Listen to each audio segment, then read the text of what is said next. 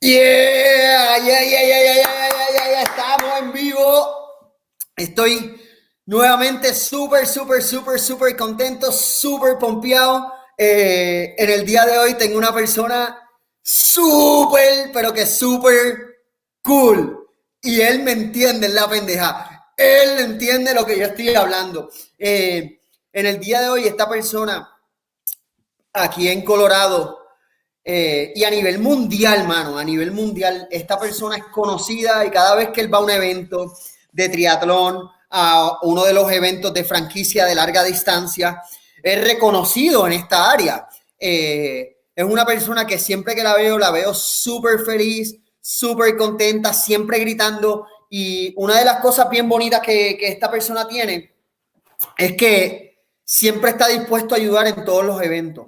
Y eso a mí me impresiona mucho. Eso a mí me encanta cuando hay personas que están dispuestas a ayudar, porque la verdad del asunto es que sin voluntarios no hay eventos.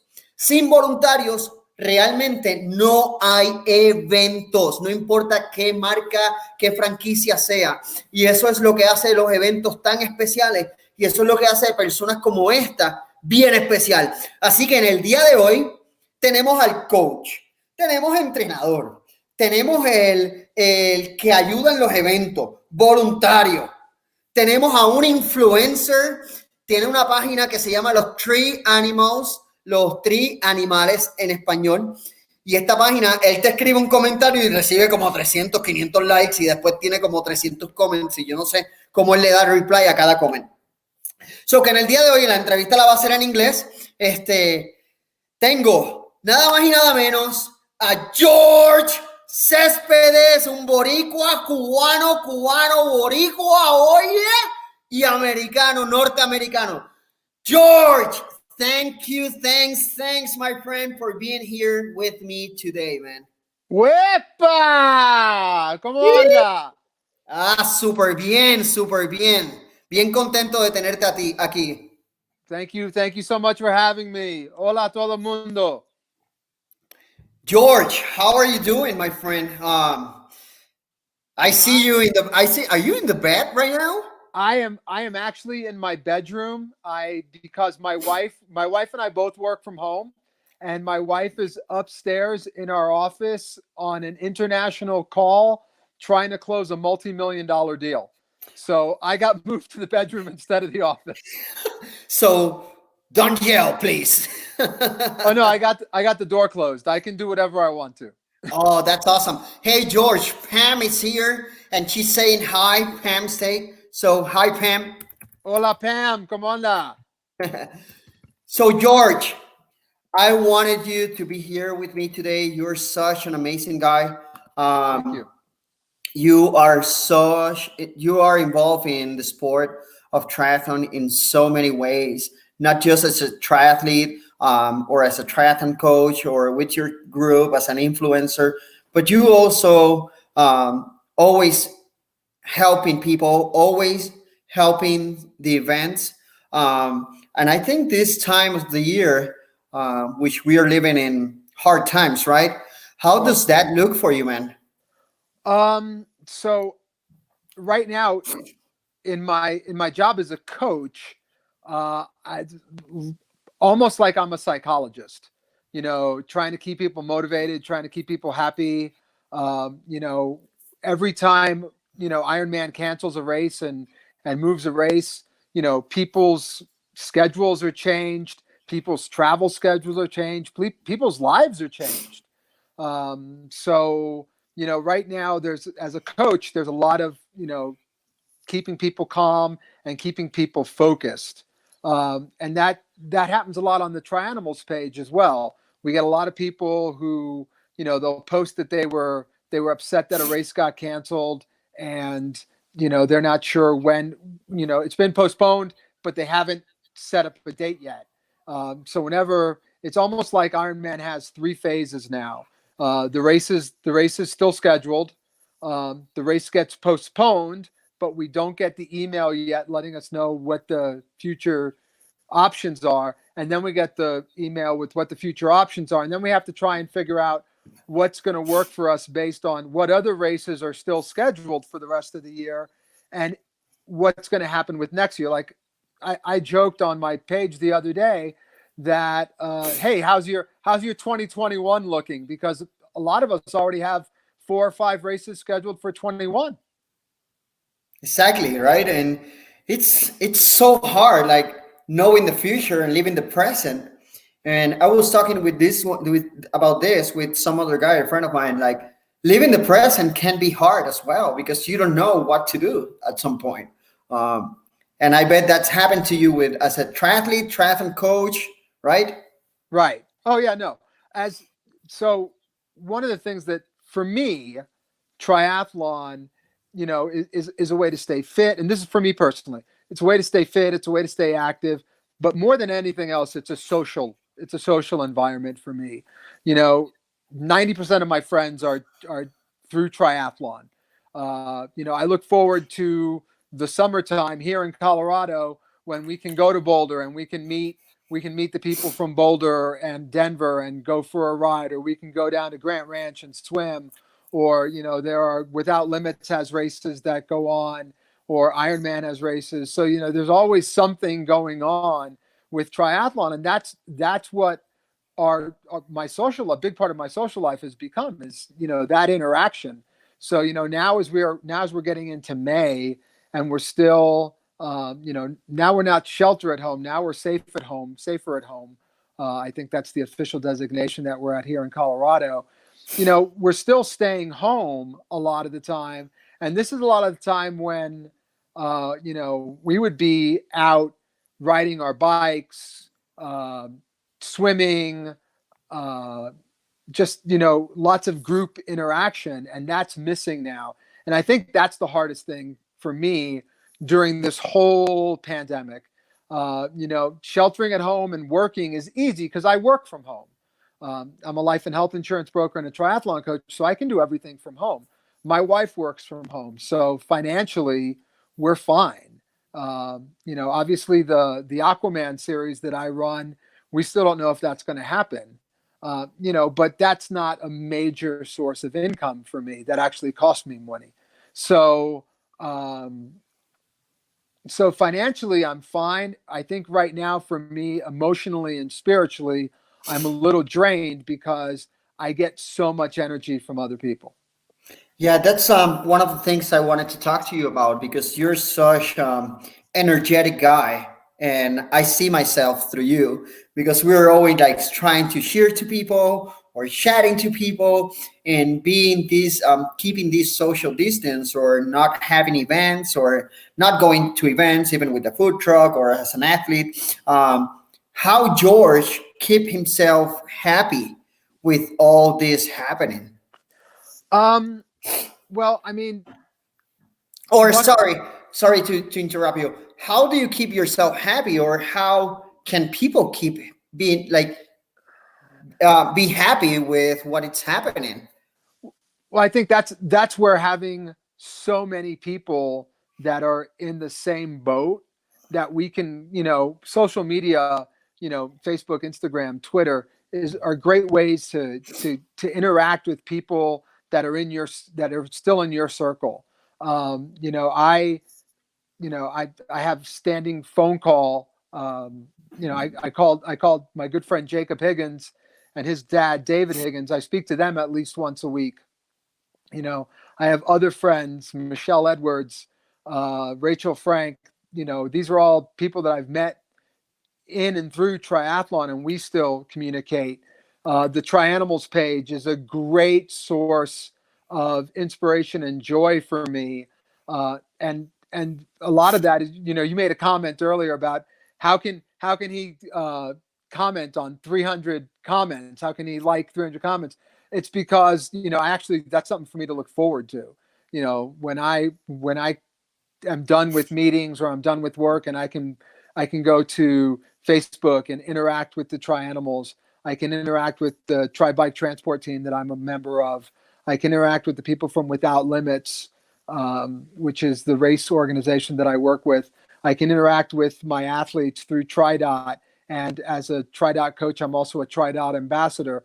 So there's lots of interaction for me within the triathlon world, and that's made this very very bearable for me. I would think that someone who's more of an I would think that this time is much more difficult for a person who's an introvert than someone who's an extrovert like you and I. Because you and I, we're gonna find someone to talk to. I'm gonna find someone who's gonna listen to me. If it's not my wife, it's a friend, or I'll post something on my Facebook page, like a poll. Like yesterday, I asked, who would you choose between Led Zeppelin and Queen? And just get people. I don't care if they're arguing about music. Just get people interacting and talking. I want to make a pause about this because if you're listening to this right now or watching, or you're gonna watch this later, because this is gonna be through all social media and all like podcasts, you have to like try animal page, tri animal, okay? That's in Spanish, by the way.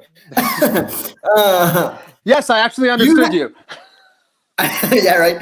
So this guy has, I don't know how many members, but it's such a fun page, or fun group to be part of it, and through social media. And I don't know how you do it, man, but you made it happen, answering all those comments, because that's hard. That's a lot of work, but that's what makes you different from other people, and that's why I wanted to have you. One of the things that I wanted to have you here. Okay, before getting through this, explain me something about your pants and your triathlon kits. So, what's the deal with your pants? And explain, so people, if someone is not watching, and it's listening, can you please describe your pants? I'm gonna call it the George Good Luck pants, okay, and the Tri-Animal kit, with thinking about the pants, right? Right. So for years, I actually own a couple of pairs of, one color shorts now, but for years, all I wore was plaid shorts. There was some type of plaid, whether it was, mostly red and black plaid with some yellow, but, always plaid.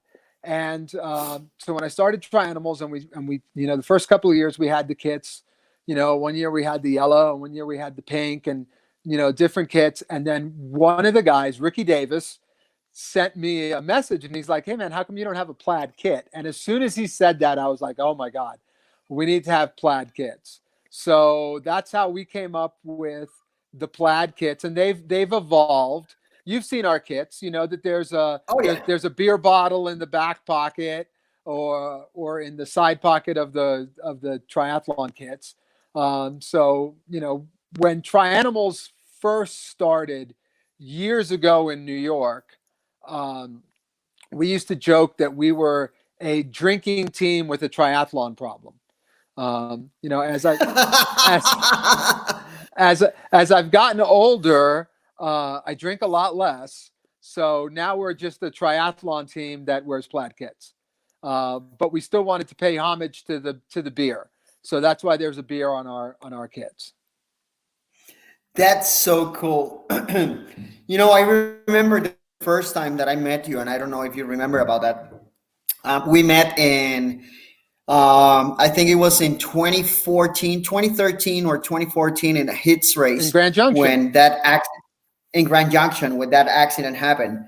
And since that very moment, you came like, "Hey, hola!" And then we start chatting and screaming in Spanish, like we know how to do, right? Exactly. Well, actually, we had a mutual friend, Susan McNamee, Exactly. and I had heard of Randy Soled, and I was there, and I saw the Puerto Rican flags. You guys were all waving Puerto Rican flags, and I was like, "Ay, ahí está mi gente, voy para allá a saludarlo." So I went over to say hello, and then you're like, "Hi, I'm Randy Soler," and I'm like, "Oh my God, I know you. I don't know you, but I know you." And ever since then, we've been great friends, and there's nothing wrong with that. it's nothing wrong. That's one of the things that I wanted to say. Like triathlon, have we have made so many friends through triathlon, and but also through, even with this social distance and with the COVID and everything that it's happening, we have a chance to still get together. If it's through social media, if it's through podcasts, if someone is listening, and that's one of the things that I wanted to bring to the table today. Like, there is always someone that can listen to you, that can hear you, that can chat to you, who is having a situation just like you, just like me, as a triathlon coach, as a or even as a people um, like us, like I are very involved into sport. And if someone is having some difficulties, I think that they can reach out to you or to me as well, Oh, right? of course. I always say to people, I'm here. If you need me, you can get a hold of me. You can email me. You can text me. You can Facebook message me. You can call me. If you need me, I'm here. And I am the person who, 90% of the time I can drop whatever it is that I'm doing to speak with someone who just needs an ear or just needs someone to listen. There are times when people, I think as men, we always want to, the big joke is that men are always trying to fix problems. I've learned, and it took me a long time to learn this. I've learned that a lot of times the best thing we can do is just sit down, shut up, and listen. I totally agree with you. And that's why I ask you this, because I know that, like, I see myself in you. And if someone has an issue, they can borrow my ears. That's what I always tell them. Right. Mm-hmm. So, George, how many years have you been in the sport? So I did my first triathlon in 1992. In No, 1991. In Jesus, it was in New Jersey. It was Asbury Park. No, not Asbury Park. Uh, it was a little sprint triathlon in New Jersey, and I'll never forget. It was an ocean swim, and the waves were really high that day, and I jumped in and I tried to go under a wave, and I didn't make it, and I came up, and the wave pushed me all the way Ooh. back to the beach. And I remember that I had gotten in the water before my friend, and I actually rolled by him, and he said that my eyes they looked like two big plates, because I was so scared, and that really scared me. But then I got back in and was able to swim. The best part was there was a lot of surf. We body surfed in, and then biked and ran, and that was my first one. It was 1991, and then in 1993 I did my first Ironman race. How the sport changed you? Did it change you since the moment you finished that triathlon? Well, so I'm gonna say that it's changed me in my second run with the sport, because I did triathlon from about 1991 to about 2000.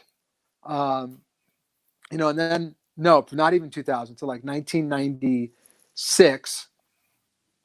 And then I got married. I married my first wife. We had some kids, and I didn't do anything with triathlon again until 2012. Oh And wow. then in 2012, when I got involved with triathlon again, that's when it became this big, you know, this big overpowering part of my life. When you first started, and I can say this because I started back in '99, Okay. and when I started, it was all about the speedos and shirts, small shirts or running shirts.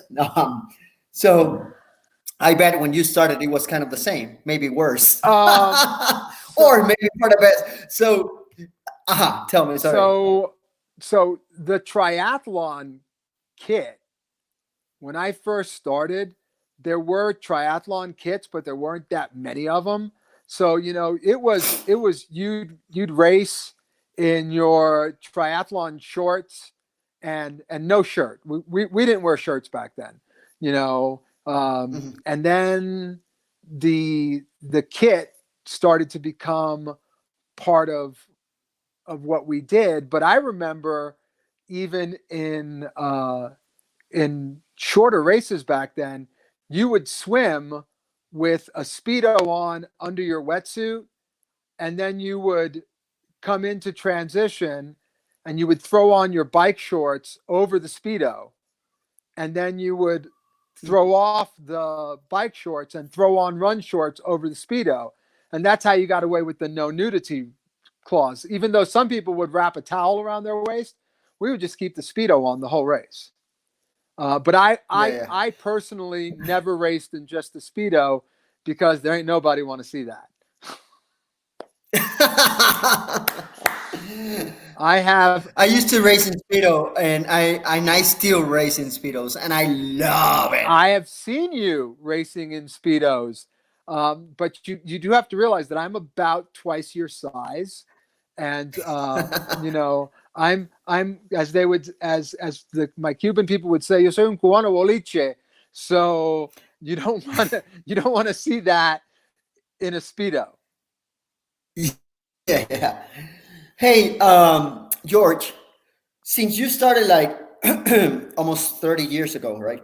Ouch! Thank Um, you. boom.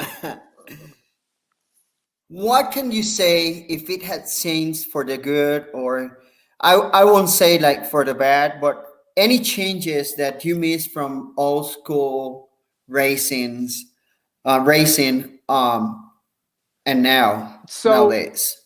so If you miss something. So for me, it's always been more of a social event, more about community. But back then, back then it was almost like there was no competition at all. Like no one cared. If I'm third in my age group, if I'm 10th in my age group or 15th in my age group, I don't care. Right now we're at a point, and it's kind of sad that, there are people that are cheating, you know, and they're not cheating to win their age group or become second in their age group, but it's the difference between being 35th and 38th in their age group.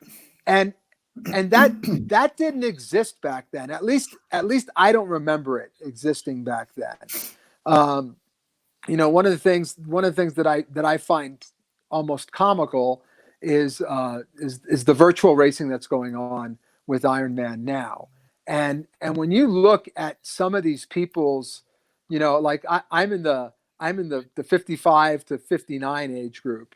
So when I look at some of these times, and when I see people riding 56 miles in, you know just over 2 hours or just under 2 hours, it just, what fun is it for them? I don't understand. I don't understand what the fun is, because for me, the fun is in crossing the finish line and then celebrating the accomplishment with everyone else. But if you've cheated, haven't you actually cheated yourself more than anyone else?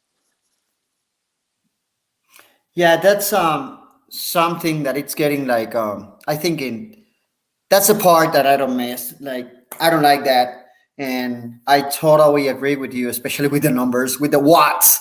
Right. Not just the time, the watts. It's like what? This is kind of I don't know. This is kind of crazy. I miss what I miss about the old days. It was like it was kind of a field day. Let's call it. It was such fun, still fun. I still love it. But there was like not that much of a competition. It was everybody was a friend. Right. And still, everyone it's still friendly, but more competition related, no matter Right. what. Right. I agree. So But I will say And that the good changes from then to now, you know, especially, you know, the way a triathlon kit fits now, the way your bike, you know, triathlon bikes now and bikes that we rode back in the early 90s, which were road bikes with clip-on handlebars, are completely different. Nutrition has come such a long way. I remember the year that I did my first Ironman, there was, you know, it was basically bananas and fig Newtons. That's what you ate. You know, you'd have breakfast, and then the rest of the day, all you ate was bananas and fig Newtons. You know, there were, wow, the fake Newtons. you I know, remember that. you know, Power Bar was still around, or was around back then. But you know, basically, you mostly ate bananas and fig Newtons back then. You know, I remember at Ironman, my first Ironman in 1993. I remember grabbing bananas, full bananas, at the aid stations. So you'd grab a banana and you'd put it in your cycle jersey, because you wore a cycle kit, and you'd grab, you know, water, and you'd put it in your water bottle, and then you'd eat the banana, and then, you know, and there was no last chance trash back then. You just kind of threw your banana on the course. And this was 1993. I mean, I always remember telling the story that when I was running into the energy lab, Mike Pigg was running out. And again, he was just in a Speedo, purple Speedo, and he was running out. And right in front of me, he stopped and reached down and pulled the Speedo to the side, and just peed right there on the course. Like no one cared, you know. And now, you know, if you don't go into a porta potty, it's a 5-minute penalty. So, you know, am I for or against it? I don't know, but it has definitely evolved and changed since then. Definitely. I want to talk a little bit with you about technology. Okay. And when I say technology, means like since you have been in the sport for so many years, I'm talking technology about watts. I don't know if you used to use heart rate, because it was starting to come the heart rate monitors with Mark Allen and everything. I don't know if back then you used to use heart rate monitor, but technology definitely have changed, even in the bike, Oh yeah. on the running, like everything, it's technology now. Right. Do you, can you talk a little bit about that, being a triathlon coach and a triathlete as well? Well, Yeah. I didn't do any coaching back then. You know, I was Uh-huh. just a triathlete, and you know, all I had that I ever used was a cat eye on my bike, and that was it, and a Timex Ironman watch to, you know, to look at my pace per mile. And it didn't even show you, you know, your per mile pace. You had to do the math in your head. You know, if your first mile was 9 minutes, and then you were 18:20, you had to know that it was 9:20. If your next one was, you know, 29, you had to know that was 9:40. So, you know, you had to do the math in your head. You know, now, you know, I'm out on a run, and I can glance down at my watch, and it will tell me, you know, what my cadence is, what my speed is, what my heart rate is, just by glancing at it. Now, you mentioned heart rate, and the funny thing is, the first year that I did Ironman was 1993, and that was the year that Paulie Kiru had Mark Allen beat.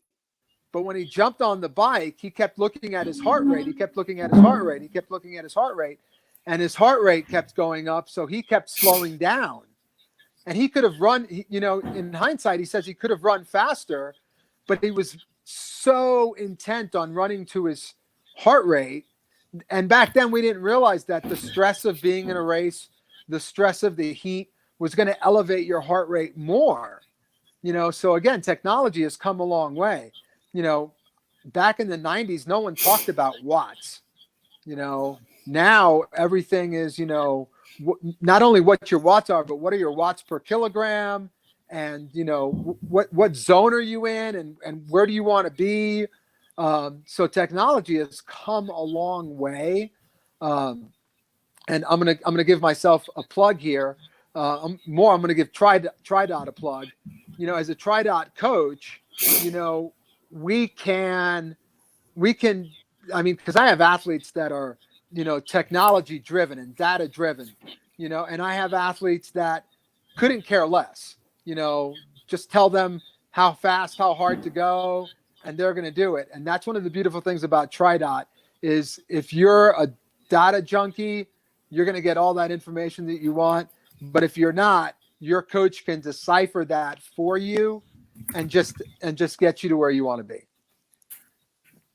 But So, but you're right. Data has come a huge way. Technology has come a huge way. Bikes are more aero. Running shoes, now with Nike, running shoes are so responsive that you can bounce your shoe on the ground and it'll hit the ceiling. Exactly. Yeah, that's one of the things that I have. Also, I miss that part of just going like, okay, let's just go without watch and go in by sensation. And I kind of miss that nowadays. Like, all right, you have 1 mile test, just giving you an example here. Right. And you have to go as fast as you can. And don't take a look at your watch. Right. And that's knowing yourself, athlete, if you don't have any conditions, of course. And just going by feeling, that's one of the things that I miss. But also, I totally agree with you. We have come so far. And if we use these tools like correctly, it makes you be a better athlete overall. Yes, I agree. And it almost seems like you've been to one of my track workouts, because when I run track workouts, I tell everyone to put their watches in a bag, and I hold the bag, and I have a stopwatch. And whether they're running quarter miles or half miles or miles, I have the stopwatch. They can't look at, they have no watch to look at. So they're all running based off of what the person next to them or the person in front of them is doing.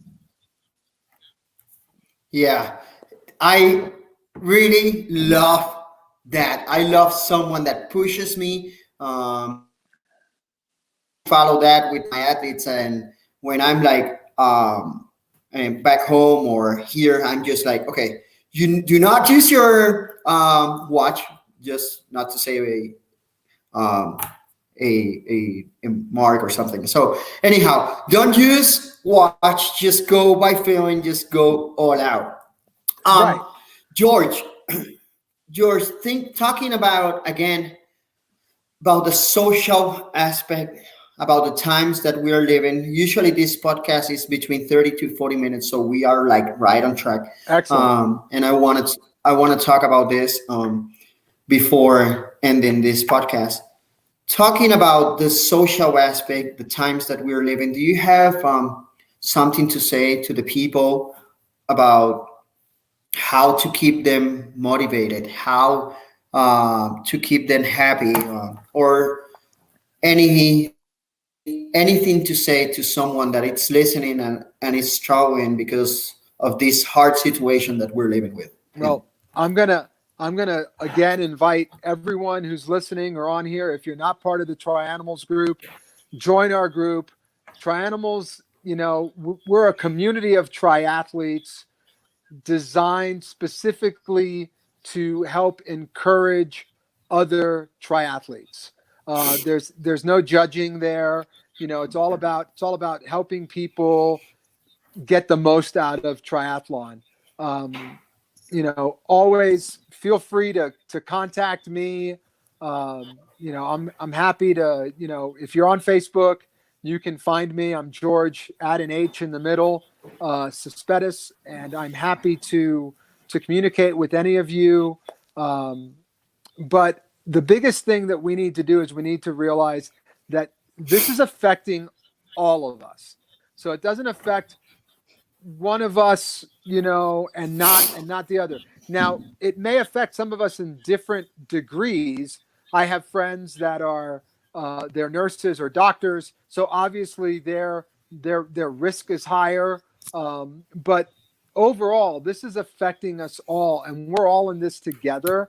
And the better we are about helping to motivate each other and helping to encourage each other, the better off we're all going to be. Thank you, George. Thanks for your words. And again, I encourage everyone to follow George Cespedes through Try Animal page. George, really appreciate your time. Thank you for being with me. Thank you for what you do with the sport in general. Like, you're such a great ambassador Thank you. in all aspects. And I want to use this platform to thank you, because without people like you, triathlons won't happen. Well, We have to say thank you to all the volunteers as you, and all the people that are involved in this amazing sport just for the passion of it. So I really want to say thank you for that, and thank you for having the time to chat with me a little bit on this podcast. All right. Thank you so much. I can't wait to see you. Un abrazo. Gracias por todo. Gracias. Bueno, amigos, muchas gracias. Nos veremos en la próxima, este próximo jueves. Hey, George, before ending this podcast, next Thursday or this Thursday, I'm going to have here Susie de Gazon. I don't know if you know Susie de Gazon. She's a Ultraman champion, 3 times Ultraman champion. Wow. And in 1999, she was national champion from Puerto Rico, national champion in triathlon. So she's going to be with us on Thursday. So she's going to be sharing her story. So este próximo jueves, amigos y amigas, voy a tener a Susie de Gazón. Muchas gracias a este gran tipo, este gran ser humano. Como lo dije antes, lo dije en inglés, le quiero dar las gracias a él y a las personas que nos ven. Sin personas como George, que le dediquen tanto amor y tanta pasión al deporte, realmente el deporte no es nada. Sin voluntarios, los eventos, no hay eventos. Así que esta persona se ha dedicado a compartir un ratito de su tiempo, y quiero darle las gracias nuevamente, y quiero darle las gracias a personas como él y a todos los voluntarios que siempre están dispuestos a ayudar de una forma u otra. Y como siempre termino en todos los podcasts, que lo pueden seguir a través de todas las plataformas digitales, te deseo un abrazo bien grande, te deseo lo mejor y que pases bonita tarde, bonito día o bonita noche a la hora que tú estés escuchando. Así que un abrazo y ¡huepa! ¡Huepa!